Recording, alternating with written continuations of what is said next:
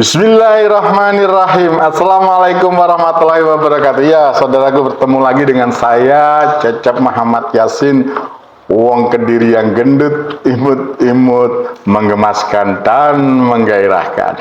Oke, saudaraku, kali ini saya akan menjawab tentang haji. Haji ini ya. Ada pengalaman berhubungan dengan haji. Nah, dimana ya berhubungan dengan keculasan Kementerian Agama, dalam hal ini oleh Menteri Agama Yakut Khalil Qomas yang mengalihkan porsi atau kuota haji reguler menjadi haji khusus. Saya sempat berada di barisan orang-orang yang ya istilahnya mengkritisi, bahkan melaporkan adanya dugaan korupsinya ke KPK. Tapi saya tidak tahu kenapa kok KPK setelah itu tidak, sampai sekarang tidak menindaklanjuti. Nah, ini juga pansusnya tidak jelas ini. Indonesia ini kan serba tidak jelas ya. Jadi ya sampai akhirnya ya itu tadi, rakyat merasa sepertinya Indonesia ini tidak ada kepastian. Kalau rakyat yang melakukan kesalahan, orang kecil yang melakukan kesalahan, penegak hukum cepat-cepat melakukan penegakan hukum dengan gagah, dengan seperti berwibawa gitu.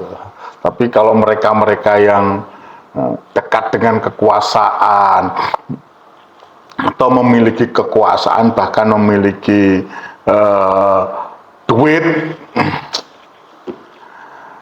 pemerintah kita itu, khususnya aparat penegak hukum, seperti layu sebelum berkembang. Seperti loyo, ya tidak ada yang bisa dibanggakan terhadap aparat penegak hukum kita, dan juga kepada DPR yang kemarin teriak-teriak, wah pansus, begitu tahu sampai sekarang pun nggak tahu, seperti ada judul tapi tidak ada akhirnya. Judulnya pansus haji, tapi akhirnya itu apa tidak tahu. Rakyat jadi bertanya-tanya, ini kerja model apa seperti ini. Ya saudaraku, kita kembali ke masalah haji. Nah, ada satu pertanyaan yang tentu saja akan saya sendirikan dengan pertanyaan-pertanyaan lainnya saya menjawab. Yang pertama yaitu pertanyaan tentang kondisi jamaah haji Indonesia yang terpisah-pisah. Jadi gini saudaraku, kalau secara umum Indonesia itu dalam mengelola haji insya Allah sudah baik. Apalagi dengan adanya sekarang ini Pak Prabowo membuat badan penyelenggara urusan haji dan umroh. Yang insya Allah maksud dan tujuannya berdirinya ini adalah untuk supaya haji ini dikelola dengan profesional, lepas dari Kementerian Agama. Jadi apakah Kementerian Agama yang kemarin tidak profesional? Sesungguhnya profesional, cukup profesional menurut saya. Hanya ada beberapa keculasan. Salah satu keculasannya, saya katakan salah satu keculasannya adalah adanya hak daripada haji reguler yang dirubah menjadi haji khusus, dan itu dilakukan oleh Yakut Khalil Qomas ya, Menteri Agama yang lama. Nah, kali ini saya melihat Menteri yang sekarang ini, Menteri Agama yang sekarang ini, beliau sangat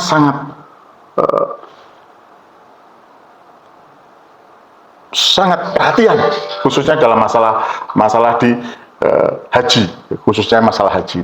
Beliau turun langsung, saya melihat turun langsung, dan dengan adanya pembentukan badan penyelenggara urusan haji dan umroh ini sepertinya kolaborasinya sudah sangat bagus. Jadi ada alih kerja atau alih tugas atau alih kewenangan ini berjalan dengan sangat cantik. Saya melihatnya begitu. Saya bukan orang di Kementerian Agama atau saya bukan orang di Badan Urusan Haji, tapi saya melihat kerjasamanya ini apik sedemikian rupa, di mana ya seperti tahun-tahun sebelumnya prosesnya itu jamaah haji dipersiapkan dengan sangat bagus. Saya katakan bagus kenapa? Di Indonesia ini dari dulu itu ada yang namanya kloter. Nah, di kloter, di bawahnya kloter untuk mengantisipasi supaya jamaah terlayani ada karom, yaitu ketua rombongan. Setelah karom ada lagi karu, ketua regu yang terdiri dari 10 orang. Jadi kalau ketua regu itu ada 10 orang, dan itu semuanya dibina oleh Kementerian Agama dengan baik, ya diberikan manasik haji berulang-ulang 6 sampai 8 kali, bahkan ada yang lebih. Ya, saya melihat ada yang lebih, sampailah bahkan KBH dibantu lagi oleh KBH kelompok bimbingan ibadah haji dan umroh. Jadi KPIHU sekarang namanya, itu kelompok bimbingan ibadah haji dan umroh yang tersebar merata di hampir setiap daerah itu ada, dan itu ada kiai-kiai yang selalu memandu jamaah haji itu, sehingga haji Indonesia itu kalau mau berangkat itu sesungguhnya sudah siap, sudah dipersiapkan sedemikian rupa, saudara. Ya, jadi kalau ada dikatakan bahwa Indonesia ini amburadul, nah pelaksanaan amburadulnya itu bukan di Indonesia. Yang menjadi problem itu adalah di negara Arab Saudi, dalam hal ini di negara Arab Saudi, kerajaan Arab Saudi. Saya terus terang aja, kemarin kan beberapa beredar katanya sih keterangan dari Arab Saudi yang mana kurang koordinasi dan sebagainya. Sesungguhnya itu menurut saya tidak pas, karena faktanya kita yang harus mengikuti ketika di Arab itu, kita ikuti aturan yang ditetapkan oleh kerajaan Arab Saudi. Dan ingat, ini yang menjadi catatan, bahwa peraturan di Arab Saudi, peraturan di negara Arab Saudi itu selalu berubah-ubah, dan perubahannya mendadak.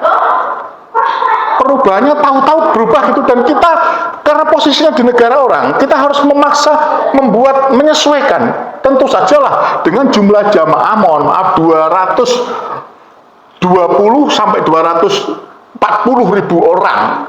Itu tidak mudah, apalagi tersebar kalau peraturannya begitu berubah-ubah, ya. Dan ini membuat beberapa petugas haji menjadi menyesuaikannya, dan penyesuaiannya ini juga tidak bisa seketika, karena ini berada di satu negara dan tempatnya juga berbeda-beda. Walaupun komunikasi, saya melihat komunikasi antar petugas haji itu sudah bagus, saudara. Nah, berhubungan dengan adanya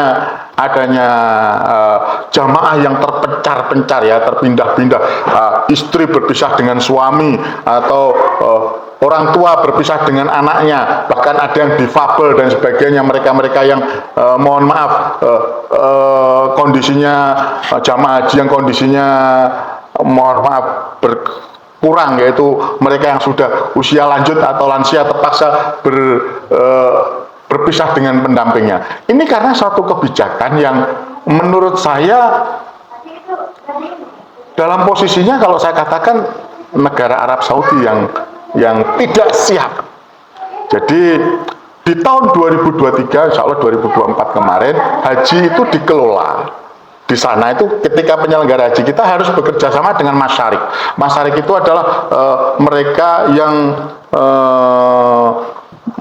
memfasilitasi atau katakanlah seperti travel gitu, biro travel yang ada di sana yang ditunjuk oleh pemerintah untuk pengelolaan haji di sana berhubungan dengan jamaah haji yang ada di Indonesia. Nah, masyarik itu kemarin jumlahnya 1, saudaraku. Sehingga sampailah di Haji 2023 saya menyaksikan sendiri betapa ruwetnya ketika kita melaksanakan Ar-Rumna.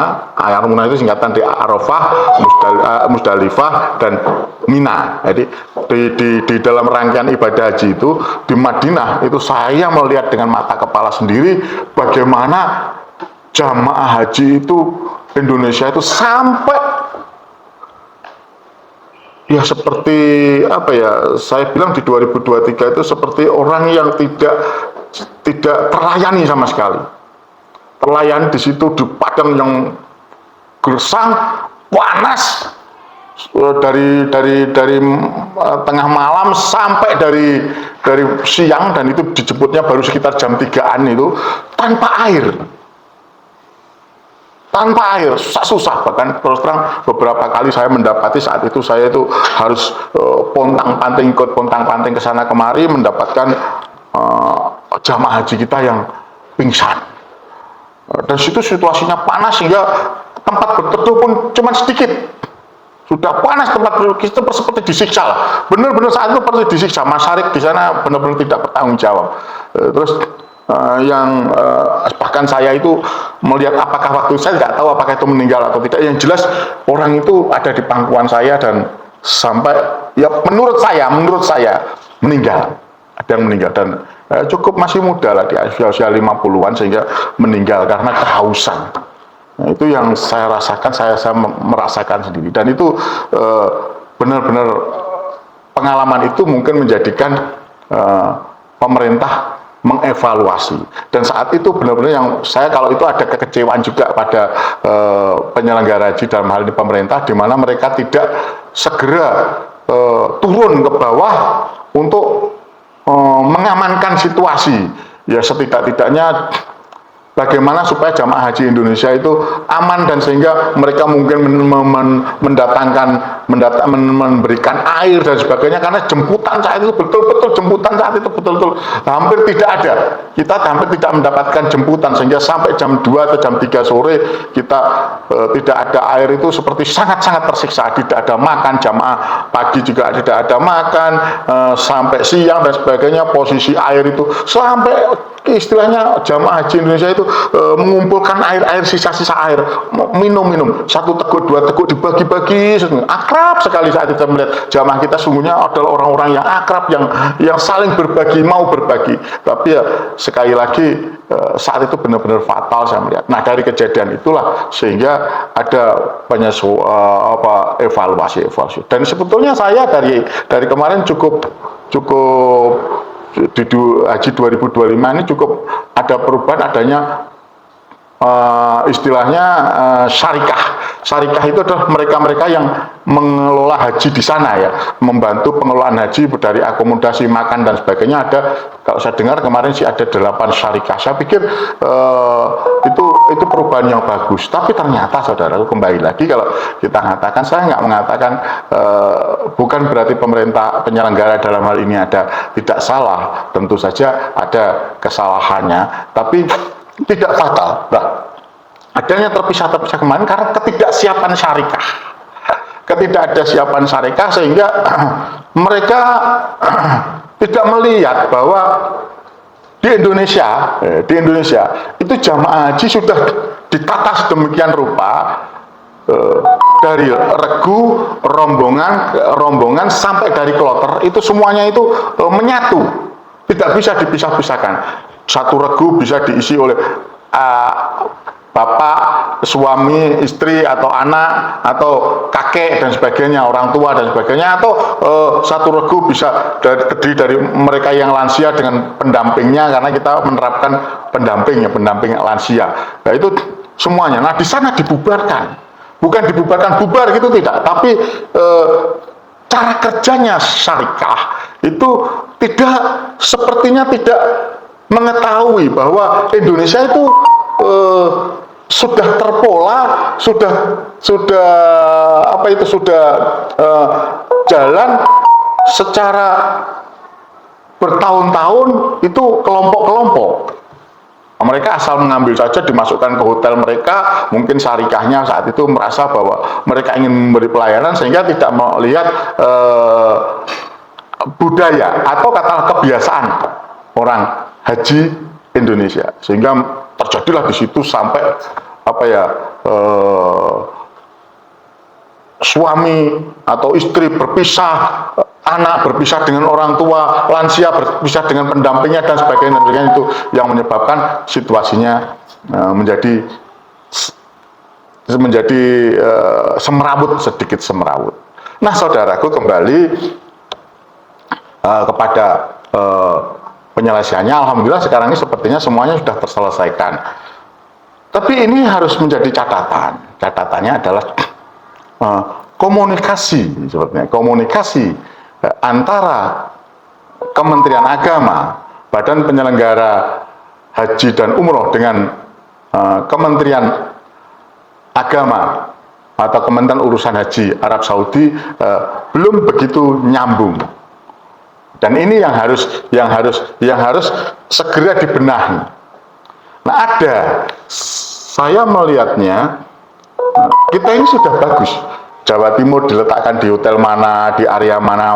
Nah, ini harusnya disampaikan bahwa sebaiknya syarikah-syarikah itu mengurusi jamaah haji Indonesia itu berdasarkan kedaerahan. Misalkan daerah Jawa Timur, syarikah A mendapatkan untuk mengurusi haji dengan area yang berdekatan, tentu saja hotel yang berdekatan, yaitu hotel ini nih dengan diisi oleh jamaah haji dari Jawa Timur.